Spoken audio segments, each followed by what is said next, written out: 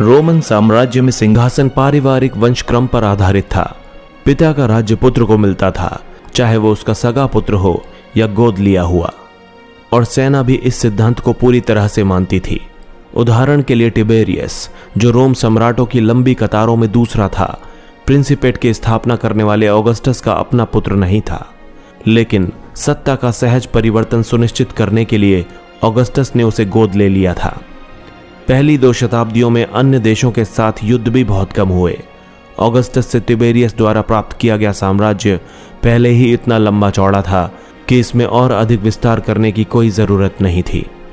वास्तव में ऑगस्टस का शासनकाल शांति के लिए याद किया जाता है, क्योंकि इस शांति का आगमन दशकों तक चले आंतरिक संघर्ष और सदियों की सैनिक विजय के पश्चात हुआ था।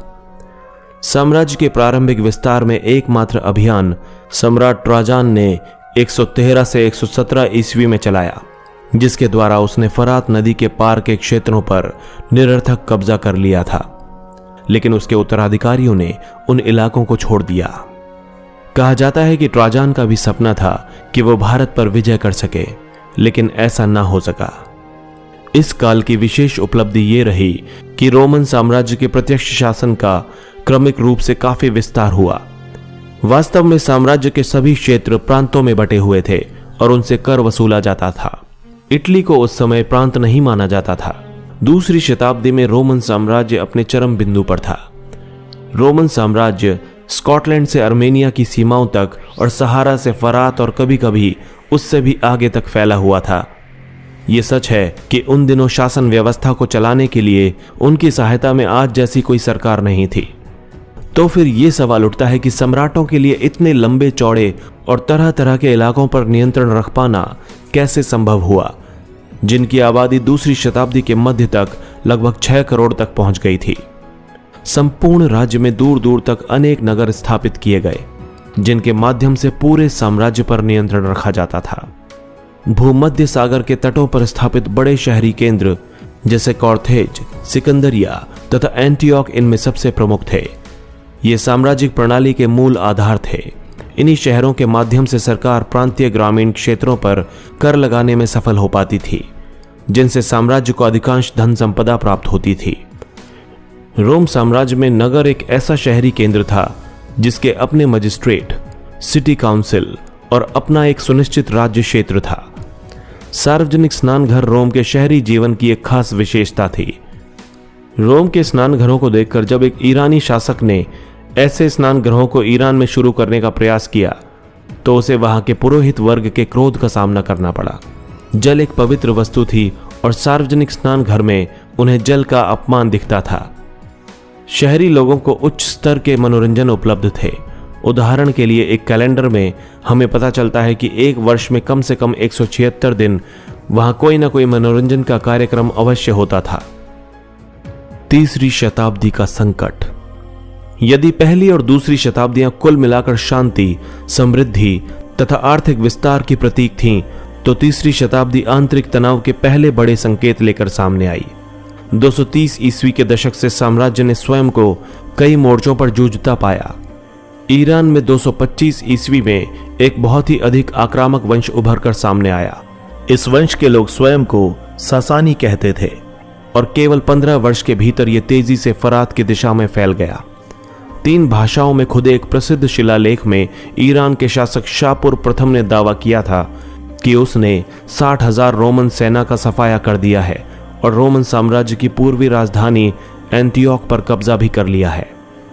इस बीच कई जर्मन मूल की जनजातियों अथवा राज्य समुदायों ने राइन तथा डैन्यूब नदी की सीमाओं की ओर बढ़ना शुरू कर दिया और 233 से 280 तक की समूची अवधि में उन प्रांतों की सीमा पर बार बार आक्रमण हुए जो काला सागर से लेकर दक्षिणी जर्मनी तक फैले हुए थे। रोमन वासियों को डैन्यूब से आगे का क्षेत्र छोड़ने के लिए मजबूर होना पड़ा, जबकि इस काल के सम्राट उन लोगों के विरुद्ध लगातार युद्ध करते रहे जिन्हें रोमवासी विदेशी बर्बर या बारबेरियन कहा करते थे। तीसरी शताब्दी में थोड़े थोड़े अंतर से अनेक सम्राट सत्तासीन हुए, जो इस तथ्य का स्पष्ट सूचक है कि इस अवधि में साम्राज्य को बेहद तनाव की स्थिति से गुजरना पड़ा। लिंग, साक्षरता और संस्कृति। रोमन साम्राज्य की अपेक्षाकृत अधिक आधुनिक विशेषताओं में से एक विशेषता यह थी कि उन दिनों एकल परिवार यानी न्यूक्लियर फैमिली का व्यापक रूप से चलन था। वयस्क पुत्र अपने पिता के परिवारों के साथ नहीं रहते थे और वयस्क भाई बहुत कम साझे परिवार में रहते थे। दूसरी ओर दासों को परिवार में सम्मिलित किया जाता था क्योंकि रोमन वासियों के लिए परिवार की यही अवधारणा थी। प्रथम शताब्दी ईसा पूर्व तक विवाह का रूप ऐसा था कि पत्नी अपने पति को अपनी संपत्ति नहीं देती थी, लेकिन अपने पैतृक परिवार में वो अपने पूरे अधिकार बनाए रखती थी। महिला का दहेज वैवाहिक अवधि के दौरान उसके पति के पास चला जाता था, लेकिन महिला अपने पिता की मुख्य अधिकारी बनी रहती थी और अपने पिता की मृत्यु होने पर उसकी संपत्ति की स्वतंत्र मालिक बन जाती थी। इस प्रकार रोम की महिलाओं को संपत्ति के स्वामित्व व संचालन में व्यापक कानूनी अधिकार प्राप्त थे। रोमन साम्राज्य में सांस्कृतिक विविधता कई रूपों एवं स्तरों पर दिखाई देती है, जैसे धार्मिक संप्रदायों तथा स्थानीय देवी देवताओं की भरपूर विविधता, बोलचाल की अनेक भाषाएं, वेशभूषा की विविध शैलियां, तरह तरह के भोजन, सामाजिक संगठनों के रूप, यहां तक कि उनकी बस्तियों के अनेक रूप। आरामाइक निकटवर्ती पूर्व का प्रमुख भाषा समूह था। मिस्र में कॉप्टिक, उत्तरी अफ्रीका में प्यूनिक तथा बर्बर और स्पेन तथा उत्तर पश्चिम में केल्टिक भाषा बोली जाती थी। आर्थिक विस्तार। साम्राज्य में बंदरगाहों, खदानों, खानों, ईंट भट्टों, जैतून के तेल की फैक्ट्रियों आदि की संख्या काफी अधिक थी, जिनसे उसका आर्थिक आधारभूत ढांचा काफी मजबूत था।